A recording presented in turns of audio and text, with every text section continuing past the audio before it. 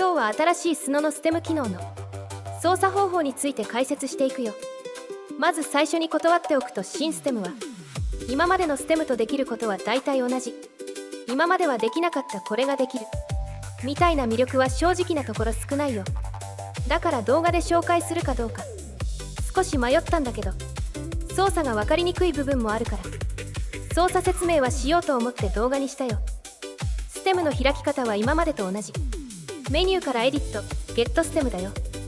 3種類のモードを選択する画面になる。それぞれの内容を説明していくね。まずは左のオートスプリットモード。これは曲を楽器ごとに分割するよ。これを使うとボーカル、ドラム、ベースなど楽器ごとに分割したデータが生成される。これは今までの楽器分割ステムと全く同じ機能と言っていいね。アップデートで今までのステムより多少精度が上がった気はするけど、旧ステムはもう使えないから比較できないので実例は紹介しないね。操作画面も今までとほぼ同じだから改めて説明はしないよ。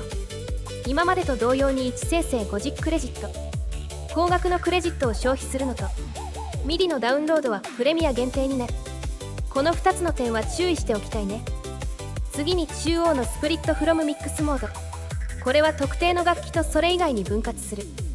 初期設定はリードボーカルになってるよ。この設定で生成してみるとボーカルとそれ以外の伴奏に分割される。今までのボーカル抽出ステムと同じだね。ちなみに1回20クレジットかかるよ。今までは10クレジットだったような。今までのボーカル抽出ステムと違うのはボーカル以外の楽器も選択できること。ギターとそれ以外、ドラムとそれ以外のようにいろいろな楽器を抽出できるよ。実際の例は後で紹介していくね。その前に次のモードを説明するよ。右のアドバンスドスプリットモードはプレミア限定でプロだと選択できないよ。先ほどの楽器抽出ステムと同様にいろいろな楽器を選択することができる。先ほどのステムと違う点は一つだけ。同時に複数の楽器を選択することができる。例えばドラムキット、ベース、ギターと指定するとその楽器のデータが生成される。ただ複数同時選択できるだけで生成結果は楽器抽出ステムと同じだよ。アドバンスドスプリットモードでドラムキット、ベース、ギターを同時生成するのとスプリットフロムミックスモードでドラムキット、ベース、ギターを個別に生成するのは同じことだよ。それでは実際の例を聞いていこうか。まずはパワーメタルの曲を使うよ。ロック系の曲はメロディを奏でるギターとリズムを刻むギターの2種類がある。旧ステムやオートスプリットモードだとギターとしてまとめられてしまうけど、楽器抽出ステムはリードエレクトリックギターとリズムエレクトリックギターに分かれているよ。どんなデータが生成されるか実際に聞いてみようか。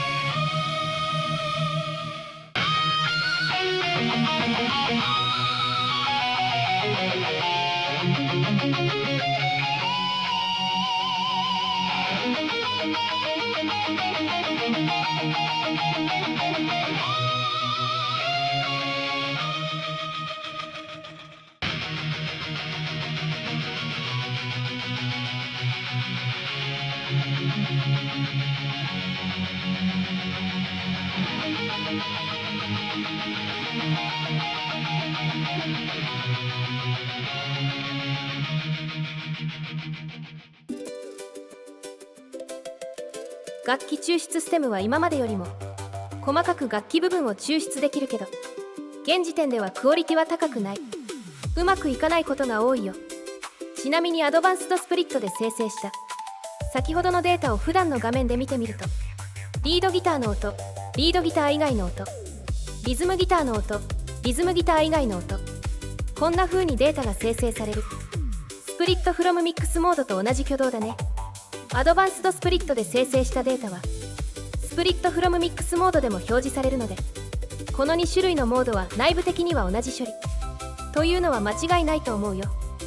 つまりアドバンスドスプリットを使うためにプレミアプランにするのはおすすめしない。というか、なんでプレミア限定なのかわからない。プロでも全く同じ生成ができるのに。もう一つ別の例を試してみようか。今度はドラムをテーマにしてみるよ。ドラムといってもいろいろな種類がある。これをどこまで抽出できるか試してみよう。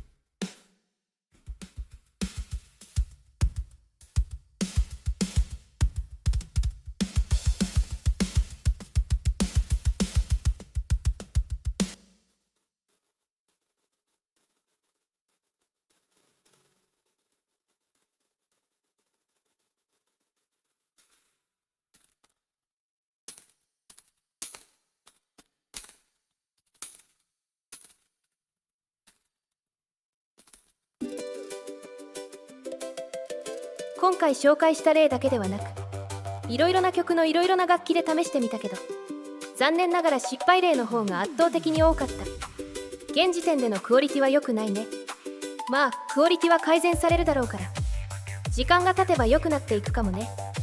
ただアドバンスドスプリットモードはオートスプリットモードのようには使えないよ。オートスプリットは全ての分割データを同時再生すれば元の曲とほぼ同じになる。一方でアドバンスドスプリットは指定した楽器を個別に抽出を繰り返すだけだから、同時に再生しても元の曲と同じにはならない。足りない音や被る音が出てきてしまうね。だからアドバンスドスプリットは複数の楽器を抽出して並べる使い方がちょっと向いてない。複数よりは特定の一つの楽器を抽出する時の方が便利に使えるね。だからアドバンスドスプリットってスプリットフロムミックスと同じ使い方になると思う。